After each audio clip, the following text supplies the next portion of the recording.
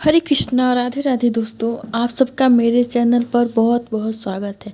तो आज के इस वीडियो में हम जानेंगे कि कार्तिक मास में हमें लड्डू गोपाल जी की सेवा कैसे करनी चाहिए। तो हम किस तरह से लड्डू गोपाल जी की सेवा पूजा करें जिससे हम वो जो लड्डू गोपाल है वो प्रसन्न रह सके। क्योंकि जो कार्तिक का महीना होता है ये लड्डू गोपाल जी का बहुत ही फेवरेट महीना होता है। सारे मंथ में से लड्डू गोपाल जी को कार्तिक मंथ जो है वो फेवरेट होता है, क्योंकि कार्तिक जो मंथ है वो हमारी श्री राधा रानी का प्रिय मंथ है। हमारी श्री राधा रानी के नाम पर ही कार्तिक मास का जो है ये नाम पड़ा है। तो चलिए फिर हम वीडियो को स्टार्ट करते हैं कि हमें लड्डू गोपाल जी की सेवा कैसी करनी चाहिए। तो सबसे पहले तो यहाँ पे दो तरीके से आपको उनकी सेवा करनी चाहिए। पहला तो वो जो लोग कार्तिक स्नान करते हैं, जो लोग कार्तिक स्नान करते हैं पहले मैं उनके बारे में बताऊंगी, और फिर जो लोग कार्तिक स्नान नहीं करते उनके लिए बताऊंगी। तो जो लोग कार्तिक स्नान करते हैं उन्हें तो सुबह सबसे पहले ब्रह्म मुहूर्त में उठना चाहिए। और ब्रह्म मुहूर्त कब होता है? सुबह 4 या 4:30 बजे तक आपको उठ जाना है।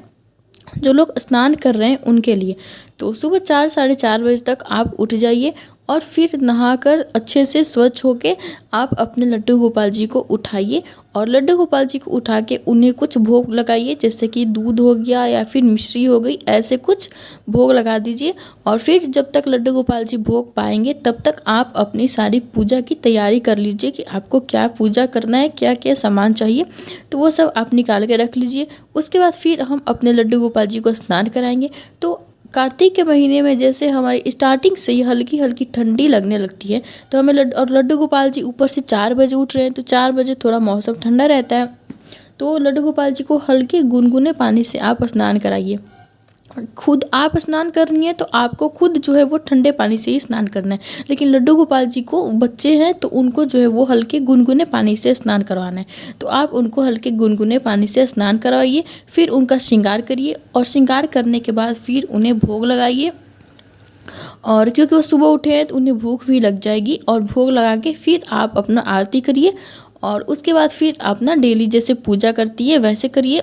और कार्तिक कार्तिक महीने में आप स्नान करती हैं तो उसकी जैसे पूजा है आप वो करिए।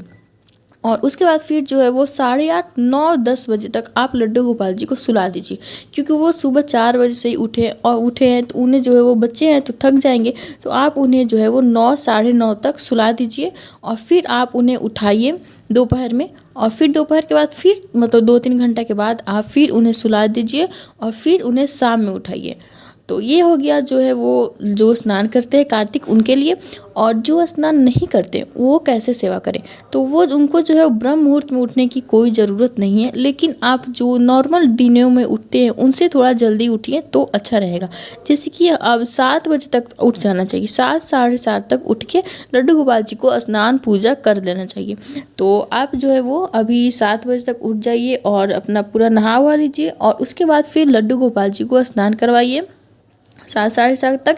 क्योंकि कार्तिक महीने में लड्डू गोपाल जी को सुबह सुबह उठना बहुत ही अच्छा लगता है, तो उठाइए और फिर उनका स्नान करवाइए। और जब आप 7 बजे उठा रहे फिर भी आप उन्हें हल्के गुनगुने पानी से ही स्नान करवाइए, क्योंकि ठंडी रहती ही है और वो बच्चे हैं तो गुनगुने पानी से स्नान करने में उनको अच्छा लगेगा और हमें भी अच्छा लगेगा।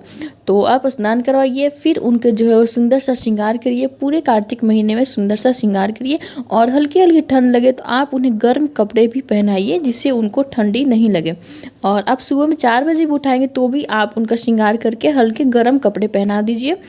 और उसके बाद फिर कार्तिक महीने में एक जो है वो लड्डू गोपाल के सामने दीप जलाया जाता है, जो कि स्पेशल दीप होता है, जो कि वो जो तुलसी की लकड़ी होती है, तुलसी के लकड़ी का जो दीप है वो लड्डू गोपाल जी के सामने जलाना चाहिए, क्योंकि लड्डू गोपाल जी को तुलसी बहुत ही प्रिय होती है। तो आप जो तुलसी की जो वो लकड़ी है वो सूख जाती है उसको ले आइए, और फिर उसको रुई में जो लपेट के आप घी में करके लड्डू गोपाल जी के सामने जलाइए।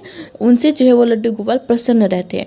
और एक बात का ध्यान रखिए कि हमें कार्तिक के महीने में तुलसी जी की जो लकड़ी होती है वो नहीं तोड़नी चाहिए, और ना ही तुलसी जी को लगाना चाहिए अपने घर में।